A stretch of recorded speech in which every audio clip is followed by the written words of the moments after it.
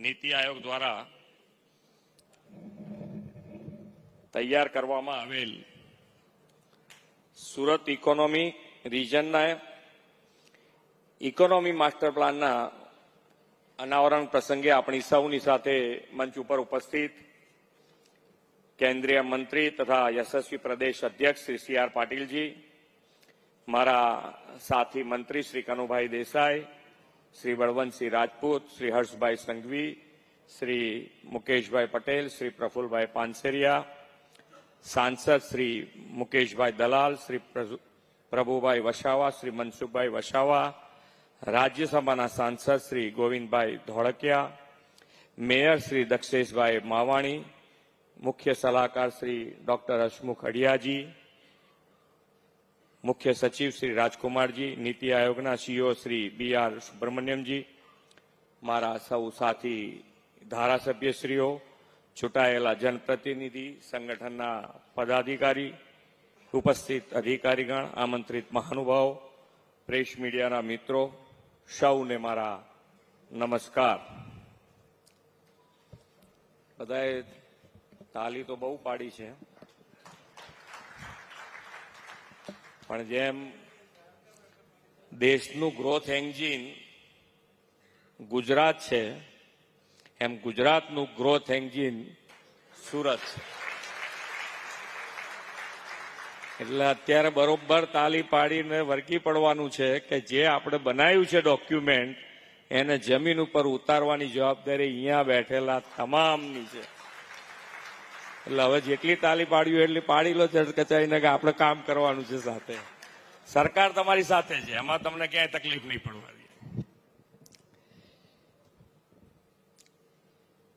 વિશ્વ નેતા અને યશસ્વી વડાપ્રધાન શ્રી નરેન્દ્રભાઈ મોદીને સતત ત્રીજી વાર દેશનું શાસન દાયિત્વ સોંપીને લોકોએ વિકસિત ભારતનો સંકલ્પ સાકાર કરવાની દિશાને વધુ ગતિ આપી છે.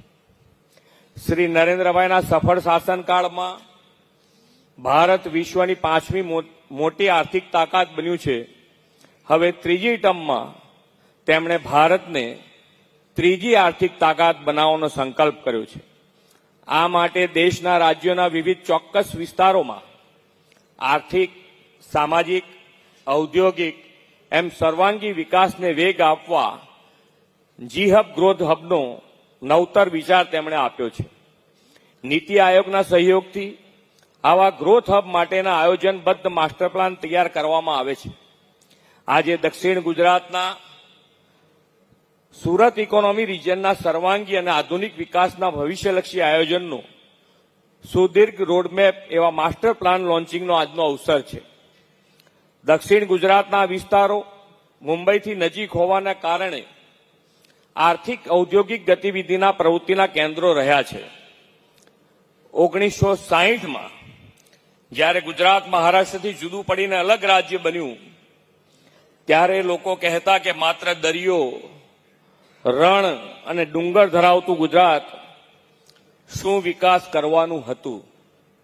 અને આપણે જોયું પણ છે કે ઘણા દાયકા સુધી આ ગુજરાત અને ગુજરાતને જે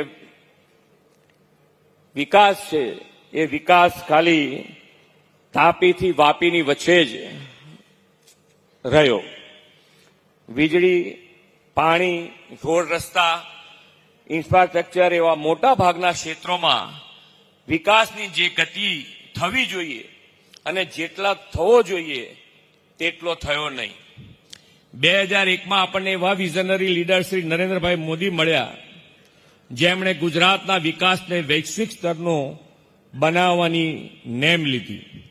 પાછલા દાયકાઓનો ગુજરાતનો વિકાસ અને 2001થી અઢી દાયકાનો વિકાસ એ બંનેને જોઈએ તો વિકાસ કેવો હોય, કેટલા સ્કેલનો હોય, કેટલી ગતિનો હોય તે શ્રી નરેન્દ્રભાઈના નેતૃત્વમાં આપણને સ્પષ્ટ દેખાઈ આવે. રણ, ડુંગર, દરિયો, નદીઓ બધું એનું એ જ હતું. છતાં નરેન્દ્રભાઈના આગવા વિઝન અને નવીનતમ સોચથી એ બધાને વિકાસના સ્ત્રોત બનાવી દીધા. 1600 કિલોમીટર લાંબો દરિયા કિનારો પોર્ટ લેન્ડ ડેવલપમેન્ટથી સમુદ્ર વ્યાપારનું પ્રવેશદ્વાર બની ગયો. કચ્છનું રણ વિશ્વ પ્રવાસનનું તોરણ બન્યું અને ધોરડેને તેઓ બેસ્ટ ટુરિઝમ વિલેજનું વિશ્વ ગૌરવ પણ મળ્યું. રણ પ્રદેશ અને ઉત્તર ગુજરાતની રેતાળ જમીનનો સૂર્ય ઉર્જાના ઉત્પાદનમાં ઉપયોગ કરીને દેશનો પહેલો સોલાર પાર્ક ચારણકામમાં તેમણે સ્થાપ્યો હતો. વીજળીનું એવું સુદૃઢીકરણ મેનેજમેન્ટ કર્યું છે કે છેક અંતરિયાળ ગામોમાં જ્યોતિર્ગ્રામ યોજનાથી 24/7 3 ફેઝ વીજળી પહોંચી. આના કારણે ગ્રામીણ અર્થતંત્રમાં પરિવર્તન આવ્યું. એટલું જ નહીં, ગામડાઓમાં પણ મલ્ટી સ્પેશિયાલિટી હોસ્પિટલ ખુલી. આદરણીય શ્રી નરેન્દ્રભાઈએ સુજલામ સુફલામ અને સૌની યોજના તથા કેનાલ નેટવર્કથી નર્મદાના પાણી ગામે ગામ પહોંચાડી જળ ક્રાંતિ કરી. જળ શક્તિ અને જનશક્તિને જોડીને બેસ્ટ વોટર મેનેજમેન્ટ કર્યું. વાયબ્રન્ટ સમિટથી વિશ્વમાં manufacturing hub, auto hub, pharma hub, semiconductor hub તરીકે ગુજરાતની ઓળખ તેમણે ઊભી કરી. વાયબ્રન્ટ સમિટની આ સફળતાના પગલે રાજ્યમાં મોટા પાયે રોજગારી મળતી થઈ. પોલિસી ડ્રીવન અને સેક્ટર સ્પેસિફિક પોલિસીસ ધરાવતા સ્ટેટ તરીકે ગુજરાત દેશ વિદેશના ઉદ્યોગકારો માટે બેસ્ટ ચોઇસ ઓફ ઇન્વેસ્ટમેન્ટ બન્યું. શ્રેષ્ઠ લોજિસ્ટિક, ઇન્ફ્રાસ્ટ્રક્ચર ફેસિલિટીઝ અને ઇઝ ઓફ ડુઇંગ બિઝનેસની વડાપ્રધાનશ્રીએ આપેલી પરંપરાથી ગુજરાત દેશના વિકાસનું રોલ મોડેલ બની ગયું છે. આપણે તેમના જ પદચિહ્ન અને માર્ગદર્શન પર ચાલતા વિકાસની આ યાત્રાને વધુ બુલંદ બનાવી છે. એ માટે આવનાર 25 વર્ષના વિકાસને કેન્દ્રમાં રાખીને વિકાસ નકશો તૈયાર કરીને આયોજનબદ્ધ રીતે આગળ વધી રહ્યા છે. આવા આયોજનબદ્ધ વિકાસ માટે નીતિ આયોગ ઇનિશિયેટિવ્સ લઈને દક્ષિણ ગુજરાતના 6 જિલ્લાઓના સર્વાંગી આર્થિક વિકાસ માટે સુરત ઇકોનોમિક રિજિયનનો માસ્ટર પ્લાન તૈયાર કર્યો છે. સુરત ગુજરાતના આર્થિક ગતિવિધિના કેન્દ્ર તરીકે અગ્રણી શહેર છે. વડાપ્રધાનશ્રીએ જેને લઘુ ભારત કહે છે તે સુરત અને તેની આસપાસના વિસ્તારોના હોલિસ્ટિક ડેવલપમેન્ટ વિઝન સાથે નીતિ આયોગે એક આગવી પહેલ કરી છે.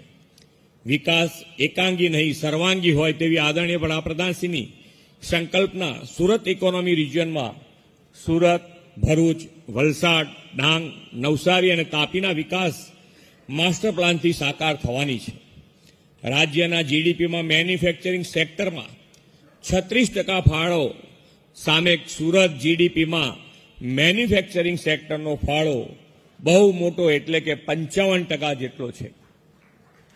તેના પાયામાં textiles, James jewellery, diamond, chemical and dyes જેવા પરંપરાગત ઉદ્યોગ રહેલા છે. વિકાસ માસ્ટર પ્લાનમાં આપણે આ ક્ષેત્રો ઉપરાંત અપકમિંગ સેક્ટર્સ એવા sustainable agriculture, real estate, tourism, IT, logistic વગેરે સેક્ટરના વિકાસની સંભાવનાઓ પણ ઉજાગર કરી છે. આ બધા સાથે ભારત બજારનો કોન્સેપ્ટ પણ માસ્ટર પ્લાનમાં છે. તેના પરિણામે વર્લ્ડ ક્લાસ માર્કેટ ફેસિલિટી લોકોને મળતી થશે. વર્લ્ડ ક્લાસ અને સમય અનુરૂપ એજ્યુકેશન માટે એજ્યુસિટી પણ વિકસાવવાનું માસ્ટર પ્લાનમાં આયોજન છે. વડાપ્રધાનશ્રીએ 2047 સુધીમાં વિકસિત ભારતનું આહવાન કર્યું છે. તેને આપણે વિકસિત ગુજરાતના નિર્માણથી ઝીલી લેવું છે. આ માટેનો રોડમેપ વિકસિત ગુજરાત 2047 નીતિ આયોગના સહયોગથી તૈયાર કરનારું ગુજરાત દેશનું પહેલું રાજ્ય છે. આ ઉપરાંત રાજ્યના વિકાસના વિઝનને વધુ તેજ ગતિએ સાકાર કરવા નીતિ આયોગની પેટર્ન ઉપર ગુજરાત રાજ્ય ઇન્સ્ટિટ્યુશન ફોર ટ્રાન્સફોર્મેશન પણ કાર્યરત કરી છે. આપણે ગુજરાતને 2047 સુધીમાં $3.5 ટ્રિલિયન ઇકોનોમી બનાવી છે. આ માસ્ટર પ્લાનને માત્ર અહેવાલ સ્વરૂપે ન જોઈએ, પરંતુ આ 6 જિલ્લાઓમાં તેના વ્યાપકપણે અમલથી સમગ્ર દેશના ઇકોનોમિક લેન્ડસ્કેપમાં મોટું પરિવર્તન લાવી શકીશું. આપણે ઉત્તર ગુજરાત, સૌરાષ્ટ્ર, મધ્ય ગુજરાત, અન્ય વિસ્તારો માટે પણ આવા જ ભવિષ્યલક્ષી માસ્ટર પ્લાન દ્વારા વડાપ્રધાનશ્રીની સંકલ્પના મુજબના વિકસિત ભારત 2047 માટે વિકસિત ગુજરાત બનાવીશું. આ માટે નીતિ આયોગનું માર્ગદર્શન મળતું રહેશે એવી મને શ્રદ્ધા છે.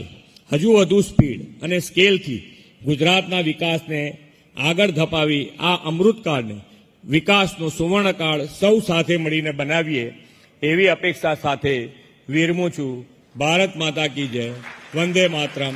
જય જય ગરવી ગુજરાત.